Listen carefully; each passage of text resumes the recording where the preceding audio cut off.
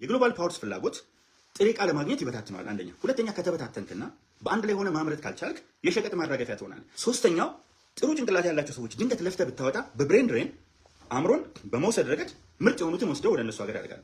አራተኛ ኢቨን ሴትልመንት ይሰፍሩበታል። ዲሞክራቲክ ሪፐብሊክ ኦፍ ኮንጎ ላይ ያልሰፈረ መንግስት የለም። ይህ ትልቁ መንግስት፣ ይህ በዓለም ላይ ጡንቻውን ያዳበረው መንግስት ሰፍሮባታል። ከዓለም ላይ መሬት ላይ ያለው በማዕድን ሀብት እስከማውቀው ድረስ እነ ቬንዙዌላ ለምሳሌ በነዳጅ ሀብት አንድነት በምናምን፣ ግን እንዲህ በሚዛቅ ሀብት ኮንጎ አንደኛ ናት። 34.1 ትሪሊዮን ዶላር አላት። ይሄ ማለት ከአሜሪካ ዶላር ከአሜሪካ አጠቃላይ ካላት አሜሪካ ሀብት በ4 ትሪሊዮን ይበልጣል።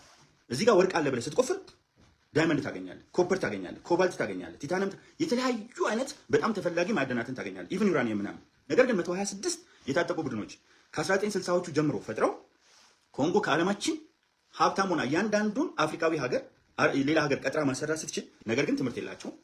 ነገር ግን መንገዶቻቸው ውሃ ይሄ ዝናብ ሲሄድ የሚቆፍርበት ቦይ በሱ ውስጥ ነው መኪኖች የሚሄዱት። የኢኮኖሚ ጥገኛ ያለመሆን ራሱ ሉዓላዊነትን ሙሉ ያደርገዋል።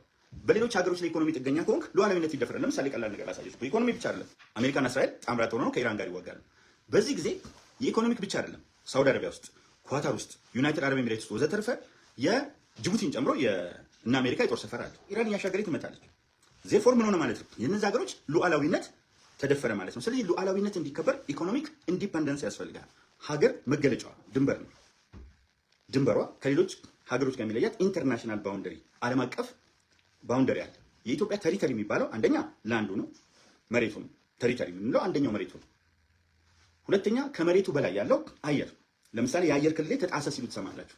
የአየር ክልል ሲጣስ እንዲህ የሚያንቀጠቅጥ ሲሆን ነው ሀገርን መውደድ የሚታወቀው። ስለዚህ ቴሪተሪ ስንል ብዙ ሰዎች ሄደው ድንበር ላይ ነው የሚያሰምሩት። ድንበር አይደለም። ቴሪተሪ ማለት አንደኛ ራሱ ድንበሩ ፖለቲካል ባውንደሪው የተወሰነ የተሰመረው ነገር ሀገር ቴሪተሪ ነው።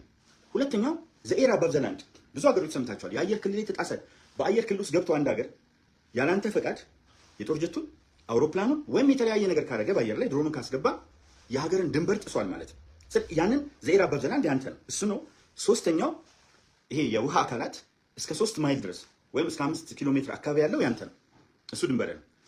ለባህር በር፣ ለወደብ፣ ለመሳሰሉት ነገሮች መነሳት ራሱ ሀገርን መውደድ ነው። ነገር ግን ሀገርን መውደድ የሚለው ኮንሴፕት ኢትዮጵያዊ ከመሆን ይለያያል። ኢትዮጵያዊ ማን ነው ስል በህገ መንግስታችን መሰረት በኢትዮጵያ ፌዴራላዊ ዴሞክራሲያዊ ሪፐብሊክ ህገ መንግስት መሰረት ማንም ሰው እናቱ ወይም አባቱ ኢትዮጵያዊ ከሆኑ ኢትዮጵያዊ ነው።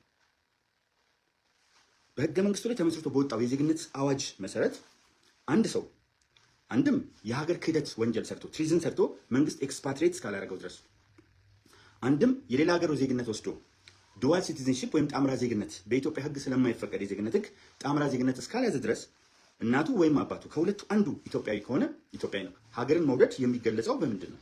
የመጀመሪያው ከሁሉም የሚበልጠው ትልቁ ነገር ህዝብ ነው፣ ፖፑሌሽን። ስለዚህ ሀገርን መውደድ የመጀመሪያ ከሆነው ነገር ይነሳል። ይሄ ምንድነው? ፖፑሌሽን፣ ህዝብን መውደድ ነው። መከላከያ ሰራዊቱ ባይኖር አሁን ላይ መከላከያ ሰራዊቱ በቃ ፋንክሽን አላደረገም የለም ብለን ብናስብ ኢትዮጵያ ሶሪያም፣ የመንም፣ ሊቢያም፣ ሶማሊያም የትኛውን ቦታ ከታየው እልቂት በላይ እልቂት ነው የሚኖረው። ሀገርን አንድ አድርጎ የያዘው ትልቁ ነገር መከላከያ ነው። መከላከያ ሰራዊታችን ደግሞ የሁሉም ብሔረሰብ ልጅ ነው። ማንም ይህን የሚክደኝ የለም። ከህወሓት ጋር ሆኜ ከሻዕቢያ ጋር ሆኜ ከግብፅ ጋር ሆኜ መከላከያ ሰራዊትን ወጋለሁ ሲሉ የሀገር ሉዓላዊነትና ዳር ድንበር ለማስከበር ቆርጦ የቆመው የትውልድን ጥያቄ አሁን ይመለስ ሌላ ጊዜ ይመለስ ሌላ ነገር ሆኖ እየመለሰ ያለው ይሄ መንግስት ነው። ሁለተኛ ሶስተኛ የኑሮ ውድነትን ለማቃለል በጦርነት ሰቀዘው ይዘውት በባንዳነት ተገርደው ለባዳዎች በጦርነት ሰቀዘው ይዘውት ባለበትም ወቅት በቢሊዮኖች ዶላር የሚያስወጣ ጦርነት እያካሄደ ይህ ሁሉ አደናቃፊ ደግሞ የሚናከስ እያለ በዚህ ውስጥ ያመጣቸው ለውጦች በወጪ ንግድ ምን ይመስላል? ፍርዱን ለእናንተው። በትራንስፖርት አውታሮች ምን ይመስላል? ከመንገድ ጀምሮ ዓለም አቀፍ ጉባኤዎችን በማካሄድ ምን ይመስላል? በዓለም አቀፍ ድርጅቶች ውስጥ በመሳተፍ ምን ይመስላል? በዲፕሎማሲ ከህንድም ከቱርክም ከሩሲያም ከአሜሪካም ከተለያዩ ሀገሮች ጋር በመገናኘት ምን ይመስላል? አመራሩ በምን አይነት አቋም ላይ ነው ለገጠሩ ያለው? ለገጠሩ ምን እየሰራ ነው? የገጠር መኖሪያ ቤቶች ማለት ምን ማለት ነው? የገጠር መኖሪያ መንደር ማለት ምን ማለት ነው? የከተማ ስማርት ሲቲዎችን መፍጠር ማለት ምን ማለት ነው? የኢትዮጵያ ስም በተለያየ አይነት ሁኔታ እንዲነሳ አድርጓል። ሊነሳበት የሚችለው አንድ ጥያቄ ሰላምን ሊያስከብር አልቻለም ነው። እውነት ግን ሰላምን ባለማስከበር ረገድ፣ ሰላምን በማደፍረስ ረገድ ተጠያቂው ሸኔ፣ ህወሓትና ጽንፈኛ ወይስ መንግስት ነው? ለእናንተ ልቶ ፍርዱን ለህሊና እንደው ተረጋግቶ ይህን ቪዲዮ ብቻ ሰዎች ቢያዩት እኔ በቂ ይመስለኛል። ለእናንተ የህሊና ፍርድ ልስጥ። እንደው ይህን ሼር እያደረጋችሁ የምታዩ ሰዎች እስቲ አዳምጡት በሏቸው። ለህሊና ፍርድ ልስጥ። የትኛው ነው ትክክለኛ? ከየትኛው ጋር ነው መቆም ያለብን? ይሄ እውነት ኃጢአት ነው ወይ? እኛ አሁን የምናነሳው ነገር ኃጢአት ነው ወይ? ትክክል አይደለንም ወይ? ይሄ መንግስት ትራክተሮችን አይታችኋል፣ ኮምባይነሮችን አይታችኋል፣ የእርሻ መሳሪያዎችን አይታችኋል። ቤት በመስራት አይደለም። በመጀመሪያ የስንዴ ምርት ጎበዝ ገበሬው ነው የሚያመርተው። የተባበሩት መንግስታት ድርጅት ሸለመው። እኔ አይደለሁም እኮ የተባበሩት መንግስታት ድርጅት በስንዴ ምርት ከአፍሪካ አንደኛ ናችሁ፣ ከአፍሪካ ሁለተኛ ከሆነችው ከግብፅ 3 እጥፍ በልጣችኋል። ምን ያደርገኝ መንግስት? እስቲ እንደው የእውነት እንነጋገርና በእርሻው ረገድ ክቡር አቶ አዲሱ አረጋ ቂጤሳ ገጽ ላይ ሄዳችሁ መመልከት ትችላላችሁ። ትናንትና የጻፉትን ከእርሻ መሳሪያዎች ጋር ተያይዞ ይሄ መንግስት የገበሬውን ህይወት ለመቀየር አንደኛ ማዳበሪያ እያቀረበ ብቻ ሳይሆን ማዳበሪያ ፋብሪካ የመጀመሪያ ጥያቄ ገበሬውን ለመመለስ ከዳንጎቴ ጋር እየሮጠ የእርሻ መሳሪያዎችን እያቀረበ የገበሬው ምርት የተትረፈረፈ እንዲሆን 1.5 ሚሊዮን ኩንታል የነበረችውን በአመት የሩዝ ምርት ወደ 163 ሚሊዮን ኩንታል ከፍ እያደረገ በበቆሎም በገብስም በማሽላም በዘንጋዳ በተለያዩ አይነት በገብስ በአዝሬትና በአገዳ እህሎች ትርፍርፍ እያደረገ አይተናቸው የማናውቃቸው ከግብጽ ነበረ እኮ ኢምፖርት የምናደርገው ብርቱካን እንኳን። ነገር ግን የብርቱካን የተለያዩ አፕል ምርቶችን በከፍተኛ ደረጃ እያመረተ የገበሬውን ህይወት ለመቀየር ጠዋት ማታ ደፋ ቀና የሚለው ይሄ መንግስት ወደ ገበሬው አካባቢ ሎጆችን፣ ወደ ገበሬው አካባቢ የተለያዩ አይነት የቱሪዝም አገልግሎቶችን ገበሬው ከዛ ሊጠቀም የሚችልባቸውን ቅርብ ከሆኑለት እኮ የተለያዩ ሆቴሎች፣ የተለያዩ ሎጆች፣ የተለያዩ ቦታዎች እንግዶች ሊጎበኛቸው በሚመጡበት ጊዜ ገበሬው ፍራፍሬውን ያቀርብላቸዋል። የገበሬው ምርት ነው ምግቡ ነው የሚመጣው፣ ከእንስሳትና ከአዝርት ተዋጽኦ የሚመጣው ያ ነው። ስለዚህ ይህንን አሰናስሎ ይህንን አንድ ላይ አገናኝቶ እየሄደ ያለ መንግስት ነው። ስለዚህ ከገበሬው ህይወት የመጀመሪያው 80% ገበሬው ነው። ገበሬውን ለመለወጥ ምን ጥረት እያደረገ፣ ሁለተኛ ከተማው ከተማ እንዲመስል ሰዎች በከተማነት ድባብ ውስጥ እንዲኖሩ ክብራቸው ተጠብቆ ሴተኛ አዳሪነት ተመናምኖ ወጣቶች ተስፋ ከሚቆርጡበት ሁኔታ ለወጣቶች መዝናኛ፣ ለወጣቶች መጽሐፍት ቤት፣ ለወጣቶች የስራ እድል ፈጥሮ ወጣቶችን በአመራር ውስጥ እንዲገቡና እንዲሳተፉ እድል ሰጥቶ ሴቶች ለዘመናት ከሚገፉበት የሴቶችን እኩልነት አረጋግጦ አንድ ሃይማኖት ተከብሮ ሌሎች ሃይማኖት ከሚገፉበት ሁሉም ሃይማኖቶች በጋራ የሚታዩበትን ሁነት ፈጥሮ ባህላችን በአፍ ብቻ የቀረውን ሙዚየሞችን አዘጋጅቶ የሐረርን የጀጎል ግንብ፣ የጅማ አባጅፋርን ቤተመንግስት፣ የጎንደርን ነገስታት ግንብ፣ የአክሱምን ሐውልት፣ የላሊበላን ፍልፍል አብያተ ክርስቲያናት እነዚህ ታሪኮች ደግሞ በተሻለ መንገድ እንዲጠሩ አድርጎ እየተጣላን ከምንኖር ብሔራዊ ምክክር እናድርግ ብሎ ኮሚሽን አቋቁሞ ለብሔራዊ ውይይት ራሱን ዝግጅት አድርጎ በዚህ ብሔራዊ ውይይት ውስጥ ብሔራዊ እርቅ ይመጣል፣ ወደ ብሔራዊ መግባባት እዛው ሳለን እንሄዳለን ብሎ እየተጋ ያለ እነዚህ ሁሉ በጎ ሴቶች ኖሮት ይህንን መንግስት በምንድን ነው የማወቅሰው?